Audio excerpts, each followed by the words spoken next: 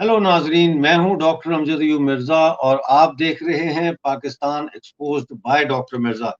नाजरीन, ईरान के सदर आज पहुंचे हैं, यानी कि 22 अप्रैल को आज पहुंचे हैं इस्लामाबाद, और वहां पे पाकिस्तान के सदर के साथ, सेनेट के चेयरमैन के साथ उनकी मुलाकातें हुई हैं। वो कराची भी जा रहे हैं, कराची में गवर्नर को और चीफ मिनिस्टर को मिलेंगे, और लाहौर भी जाएंगे, वहां पे भी चीफ मिनिस्टर को और आला लोगों को, सतह के लोगों को मिलेंगे। कहा यह जा रहा है कि ईरानी सदर अपने साथ एक बिजनेस डेलीगेशन भी लेके आए हैं। ये बिजनेस डेलीगेशन क्यों आया है, ईरान के सदर इस वक्त क्यों आए हैं, गाजा पर जो जंग हो रही है उस हवाले से इसराइल ने दमिश्क में ईरान का एक जनरल मारा है और उनके साथ खाने पे मिसाइल भी फेंके, जिसके बाद ईरान ने इसराइल पर मिसाइल फेंके, जिसके बाद फिर इसराइल ने ईरान पे फेंके, और इससे पहले पाकिस्तान और ईरान भी एक दूसरे के खिलाफ 2 महीने से मिसाइल का तबादला करते रहे हैं बलूचिस्तान के इलाके में। ये सब क्या हो रहा है? ईरान पाकिस्तान से क्या हासिल करना चाहता है? क्या ये सिर्फ गैस पाइपलाइन के मुआहदे को आगे बढ़ाने के लिए मुज़ाकरात के हवाले से दौरा था, या इससे कुछ ज़्यादा था? इस पर बात करने के लिए मेरे साथ आज जो है वो पॉलिटिकल और strategic analyst major general Sudhakar ji जुड़े हैं। उनको साथ जोड़ लेते हैं हम, और फिर यहाँ से गुफ्तगू का बाकायदा आगाज होता है। जनरल साहब, thank you very much for joining us. I know you are suffering from a jet lag. Delhi से अमेरिका का सफर किया आपने, लेकिन आपने फिर भी टाइम दिया। जनरल साहब, क्या हो रहा है? ये पाकिस्तान ईरान का क्या ड्रामा है ये? डॉक्टर मिर्जा साहब, गुड आफ्टरनून। यहाँ पे सैन होजे में टाइम दोपहर का है, और मुझे मालूम है आप किस टाइम पे, किस टाइम जोन पे ऑपरेट कर रहे हैं। तो हमारे व्यूअर्स को शुभकामनाएं। जहाँ तक आपकी सवाल है, मेरा विचार के मुताबिक चंद एक पॉइंट्स को मैं हाईलाइट करना चाह रहा हूँ। जी सबसे जी। पहले हमें ये समझना पड़ेगा कि ग्लोबल ऑर्डर में आज के दिन में जियोपॉलिटिक्स किस किस्म का पैन आउट हो रहा है। हर एक जगह जहां पे भी देखते हैं, आपको उधर कॉन्फ्लिक्ट सिचुएशन या मिलिटराइजेशन फैलती जा रही है, नंबर एक। नंबर दो, पोलराइजेशन। मीनिंग ये है कि हम कोल्ड वॉर 2.0 में अभी जी रहे हैं। कोल्ड वॉर 1.0 1991 92 में समाप्त हो गया था। ये कोल्ड वॉर 2.0 21st सेंचुरी में हर देश जो है अपना देश की इंटरेस्ट की बढ़ाव के लिए वो काम करते जा रही है। कोई कॉमन चैलेंजेस जैसे टेररिज्म हो गया, या आप क्लाइमेट चेंज की बात बताइए, या पेंडेमिक जैसे थ्रेट, कॉमन चैलेंजेस के लिए कमिटमेंट तो दे रहे हैं लेकिन पूरा नहीं कर रहे हैं।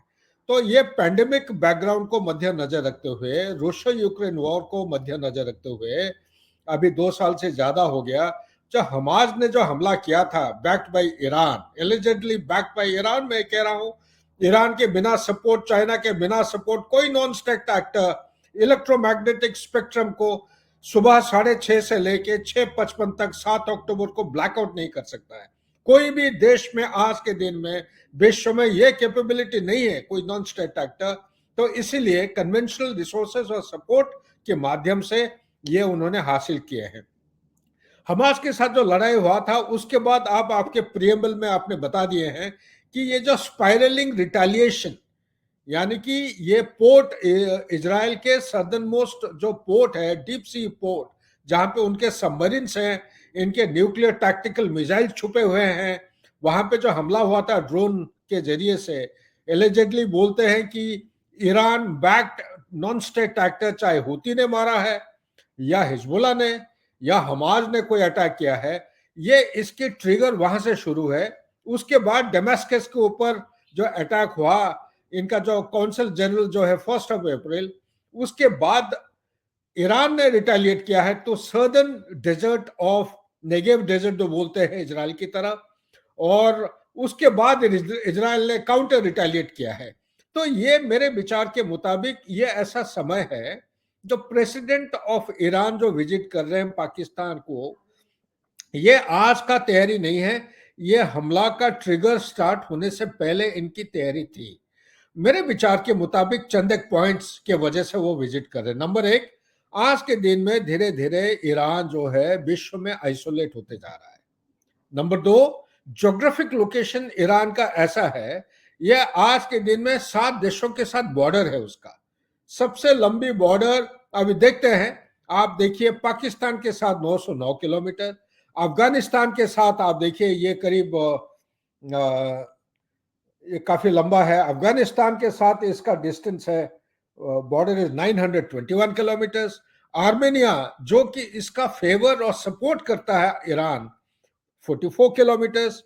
अजरबैजान के साथ 432 किलोमीटर और इराक के साथ 1599 किलोमीटर।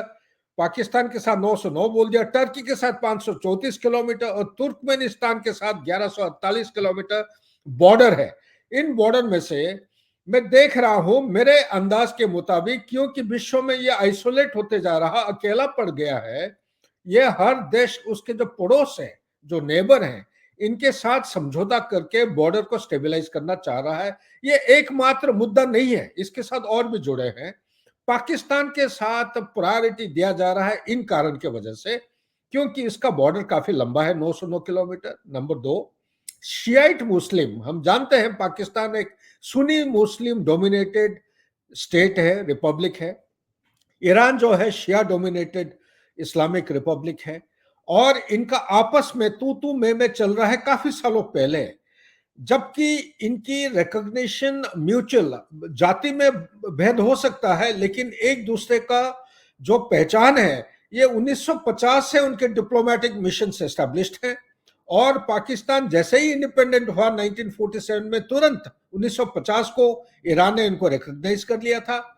और बहुत सारे चुनौतीपूर्वक सिचुएशन के बावजूद ईरान हमेशा पाकिस्तान को सपोर्ट किया है, चाहे 1965 की लड़ाई हिंदुस्तान के खिलाफ हो या 1971 की लड़ाई जो लिबरेशन ऑफ बांग्लादेश मान के चलिए।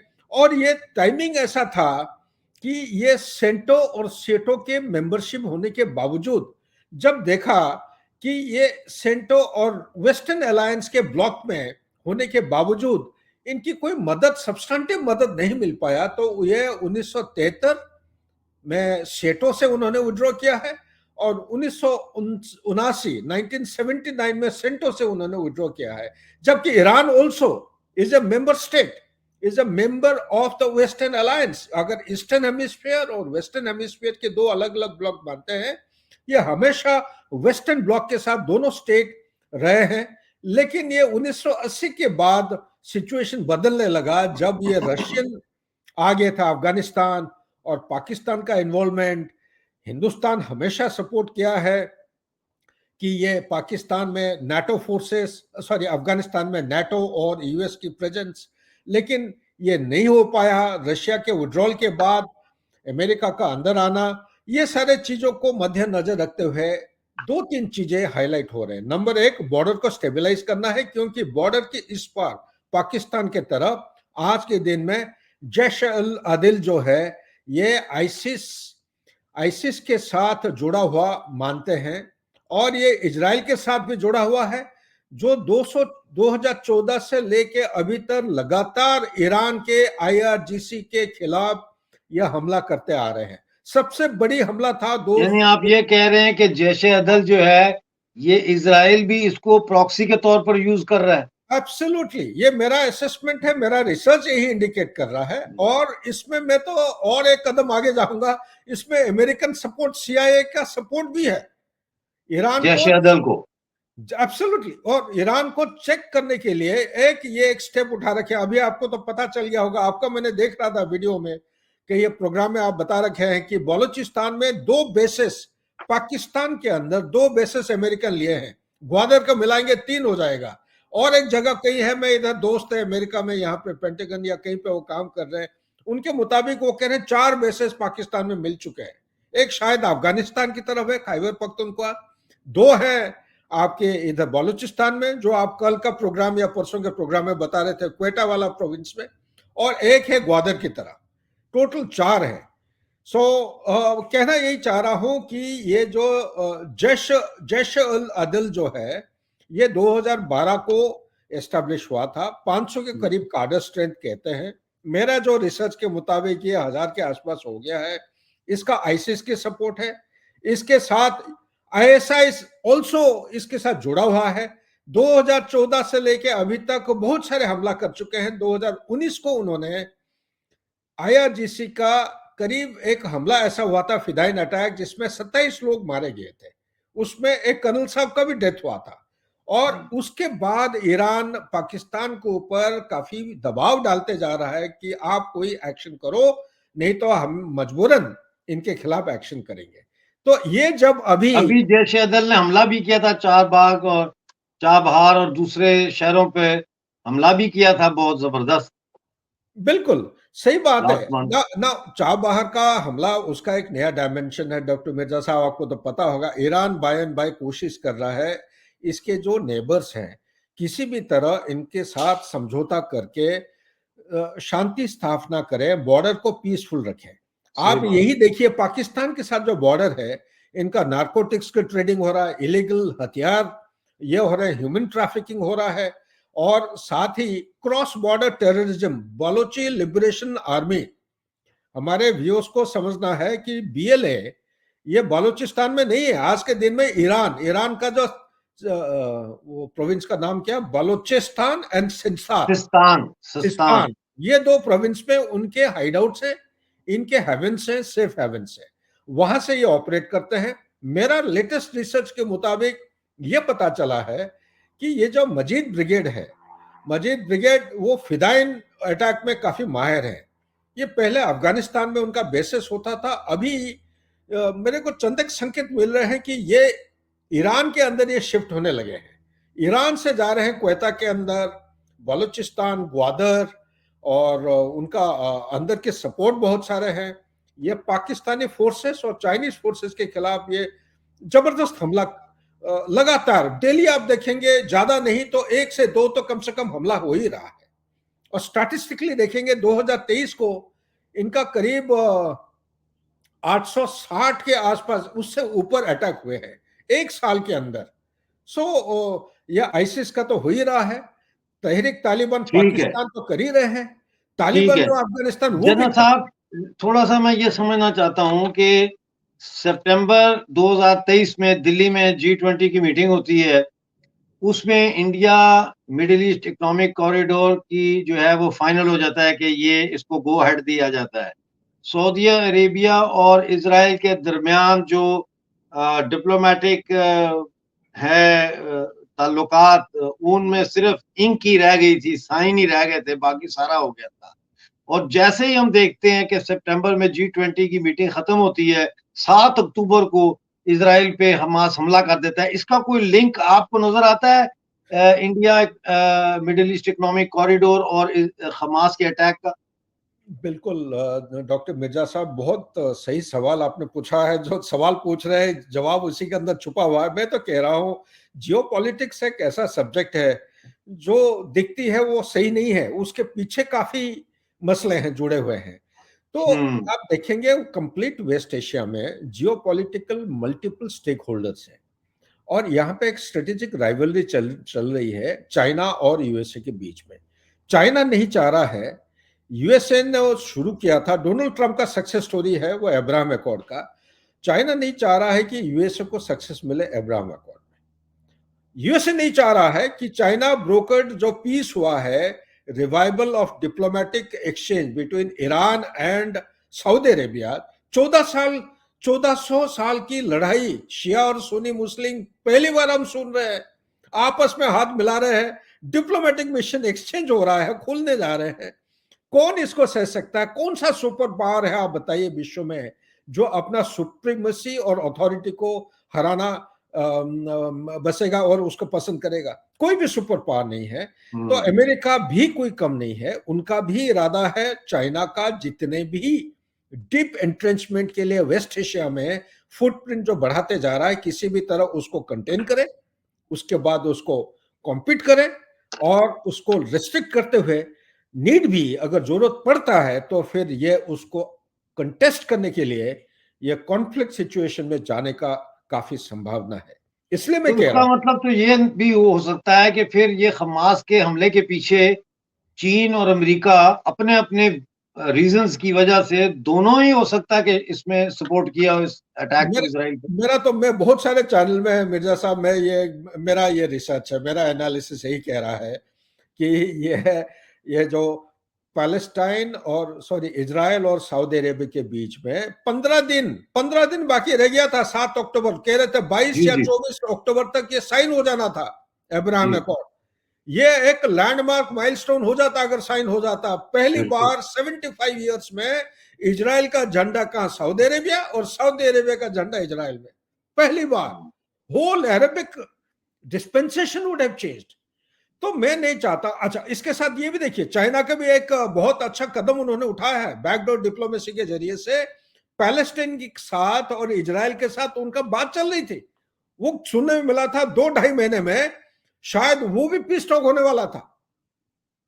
सऊदी अरेबिया एंड ईरान का तो कर लिया है उन्होंने, दूसरा कदम इस तरफ चल रहा है। तो ये एक आईमेक का जो सवाल आप पूछ रहे हैं डॉक्टर साहब, मैं तो यही कहूंगा, आईमेक का हालांकि 75% infrastructure is existing on ground, 25% जो मल्टी मॉडल ट्रांसपोर्टेशन मोड है, ये सिर्फ कोऑर्डिनेशन, एक शिप से एक मोड से अनलोड करके दूसरे मोड में लोड करना, ट्रेन के जरिए मूव करना। ट्रेन लाइन बिछी हुई है, 120 या 140 किलोमीटर ट्रेन लाइन अभी बिल्ड होना है टुवर्ड्स हाइफा साइड। और हाइफा में क्योंकि अभी ये पंगा चल रहा है, ये दंगे चल रहे हैं, अभी फायरिंग हो रही है, ग्राउंड सर्वे फोर्सेस उन्होंने सुझाव दिया कि अलेक्जेंड्रिया होकर ग्रीस तक जा सकती है लाइन। और साथ ही चाइना, ये नहीं कि चाइना पर सो रहा है, चाइना का भी उन्होंने बहुत बढ़िया कदम उठाया है। हम सुन के हैरान नहीं होंगे कि तालिबान जैसे फोर्सेस, एक टेररिस्ट ऑर्गेनाइजेशन अफगानिस्तान में, $30 बिलियन सबसे पहला ट्रांस जो है 15 बिलियन पेमेंट करके चाबहार पोर्ट को डेवलप कर रहे हैं। आप देखिए ना ईरान कैसे गेम खेल रहा है। हिंदुस्तान तो कर ही रहा है चाबहार पोर्ट को, इसमें तालिबान को भी उसमें ले लिया है। दूसरा, इराक देखिए, इराक है स्पेंट $15 बिलियन। इतना पॉवर्टी, सैंक्शन के बाद, डेजर्ट स्टॉर्म के बाद इतना बुरा हालत से उन्होंने रिकवर करके $15 बिलियन पर्शियन गल्फ से पोर्ट बना रहे हैं, सीधा इराक होते हुए टर्की की तरफ रोड जा रहा है, मल्टी मोडल ट्रांसपोर्ट। ये एक चुनौती, ये चाइना बीआरआई प्रोजेक्ट का एक हिस्सा बना रखा है। एक आप आईमेक बनाएंगे तो मैं ये बनाऊंगा। और ये भी सुन के हैरान होंगे, मैं अभी सुबह सुबह देख रहा था, रिसर्च ये डॉक्यूमेंट में पढ़ रहा था, अब पाकिस्तान, देन तेहरान और इस्तांबुल, मैं तो पढ़ के हैरान हो गया। ये एक रोड इज ऑलरेडी ऑपरेशनल 2014 से, पाकिस्तान से डायरेक्ट कॉन्वेज मूव हो रहे हैं, सामान जा रहा है यहां से और वहां से भी सामान आ रही है। सो ये जो चाइना का हाथ, ये सारे जुड़े हुए हैं। ये यूएसए का जितने भी कदम उठा रहा है उसको नाकारा करने की कोशिश कर रहा है मेरे विचार के मुताबिक। और ये जो प्रेसिडेंट साहब गए हैं, एक बॉर्डर को स्टेबलाइज करना, नंबर 1। नंबर 2, पाकिस्तान के साथ इन्होंने, आप एवरग्रीन या higher than the Everest and deeper than the ocean नहीं कह सकते हैं, लेकिन बहुत पिछले कोल्ड वॉर के फेज में ये पाकिस्तान का हर कदम कदम पे साथ दिए हैं। आप देखिए, दोनों देश जब वेस्टर्न अलायंस के साथ पहले थे, अभी 2002 से पाकिस्तान नॉन नाटो अलायंस बना हुआ है अमेरिका का। ईरान के ऊपर सैंक्शन 1979 रेवोल्यूशन के बाद इंपोज किया गया है, अकेला पड़ गया है। लेकिन साथ ही पाकिस्तान से 2-3 चीजों के लिए मेरे विचार के मुताबिक ये शायद इनिशिएटिव ले सकते हैं। नंबर 1, एक पाइपलाइन जो आपने सुझाव दिया था, आपने हिंट दिया था, ये 1994 में बातचीत के बाद 2005 और फाइनली 2009 को फॉर्मली साइन हुआ था। साइन हुआ था किस किस के बीच में? ये हुआ था ईरान, पाकिस्तान, इंडिया के बीच में। इंडिया ने अंडर ड्यूरेस 2012 को विड्रॉ कर लिया, क्योंकि यूएसए ने बोला कि अगर आपको न्यूक्लियर सिविल एनर्जी का फायदा उठाना है यूएसए के साथ, तो आपका ईरान का जो डील है उसको आप कैंसिल करिए। तो मजबूरन हिंदुस्तान को कैंसिल करना पड़ा। अदरवाइज आप देखेंगे, Iran is the second largest supplier of crude oil, second largest supply to India. और हम क्रूड लाके यहाँ पे रिफाइन करके डीजल वहां भेज रहे हैं ईरान में। तो अंडर दिस सर्कमस्टांसेस पाइपलाइन का क्या प्रॉब्लम है? पाइपलाइन का प्रॉब्लम यह है कि as per the contract 1100 kilometre Iran में, 1000 किलोमीटर पाकिस्तान में। ईरान ने as per the contract sign बना चुका है, पाइपलाइन बिछ गई है, लेकिन पाकिस्तान में काम अभी तक शुरू नहीं हुआ है। वो धमकी दे रहे हैं अगर ये जल्दी खत्म नहीं करेंगे एज पर द कॉन्ट्रैक्ट तो मजबूरन उनको ये मामला इंटरनेशनल कोर्ट ऑफ आर्बिट्रेशन में ले जाना पड़ेगा। ईरान धमकी दे रहा है, मैं हालांकि $15 बिलियन का उन्होंने कहा है कि आपको देना पड़ेगा। तो ये जो समझौता करना है, ये शायद प्रेसिडेंट साहब ये बातें उठाएंगे। तीसरा जो मेरे मन के अंदर आ रहा है, देखिए ये पूरा जो गेम है, once upon a time Persian जो एक देश हुआ करता था, 12 सेंचुरी के लिए एक सुपर पावर के बराबर रहा है वेस्ट एशिया में। 12 सेंचुरी, 4 जनरेशन का उनके लीडरशिप रहे थे। वो देश, सऊदी अरेबिया तो बात की बात है, मैं ईरान की बात कर रहा हूं। 1200 साल तक। देखिए, आप देखिए, ये एक देश है जो सल्तनत थी सेंट्रलिटी और पावर का जो चस्का है ना, वो इतना आसानी से नहीं जाता है। वो भी चाह रहा है कि भाई सऊदी अरेबिया भाड़ में जाए, मेरे जैसे कोई नहीं है, मैं भी वेस्ट एशिया की पावरफुल एक कंट्री हूं। ये इसी को किसी भी तरह बरकरार करके रखना चाहता है। और ये भी देखिए, आज के दिन में मिलिट्री माइट, एक समय था 60s एंड 70s में ईरान का military might, it was much more powerful than Pakistan. It was the 4th largest army. आज के दिन में पाकिस्तान का आर्मी 9th लार्जेस्ट और ईरान का आर्म फोर्सेज 14th लार्जेस्ट हो गया है, छोटा होते जा रहा है। नॉन स्टेट एक्टर के ऊपर ज्यादा वो डिपेंड। ठीक है जना साहब, आपने बड़ी तफसील के साथ ईरानी सदर के पाकिस्तानी दौरे का तज्जिया भी किया, एनालिसिस किया, और ग्लोबल जो पॉलिटिक्स है उसकी रोशनी में आपका हमारे साथ आज जुड़ने का बहुत बहुत शुक्रिया। आपको नमस्कार है। Thank you very much for joining अस। नाजरीन, ये थे जनरल सुधाकर जी, जिन्होंने बड़ी तफसील से समझाने की कोशिश की है कि ये ग्लोबल पावर और इकोनॉमिक पॉलिटिक्स की गेम क्या चल रही है। उम्मीद है आपको प्रोग्राम पसंद आया होगा। चैनल को सब्सक्राइब कीजिए, वीडियो को लाइक और शेयर जरूर कीजिए। मिलते हैं अगली वीडियो में, उस वक्त के लिए डॉक्टर अमजद यूम मिर्जा को इजाजत दीजिए। खुदा हाफिज।